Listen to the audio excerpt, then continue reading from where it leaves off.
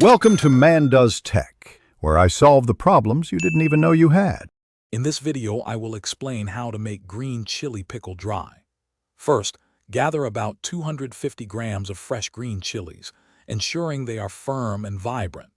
Next, prepare your essential spices, including mustard seeds, fenugreek seeds, and turmeric powder.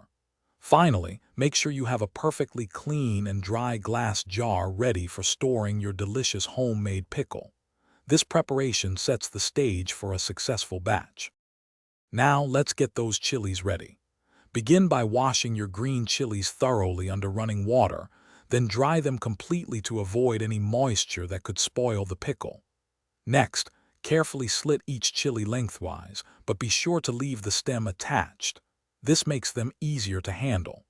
Finally, lightly roast your whole spices in a dry pan until fragrant, which really brings out their best flavor. With your spices roasted, it's time to combine everything. First, grind the cooled roasted spices into a coarse powder. You want some texture, not a fine dust.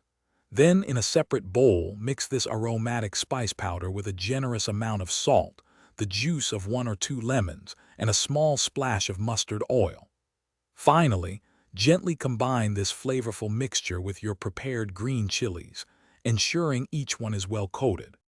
To finish, carefully transfer the entire chili mixture into your clean, dry glass jar, pressing it down gently. Now, the magic happens. Place the jar in direct sunlight for about 3 to 5 days, shaking it once daily to ensure even curing and flavor development. This process allows the pickle to mature beautifully. Remember to check the description for a link to the Echo Dot smart speaker and other great deals. Enjoy your delicious homemade green chili pickle. Thanks for watching. If you found this helpful, don't forget to like and subscribe.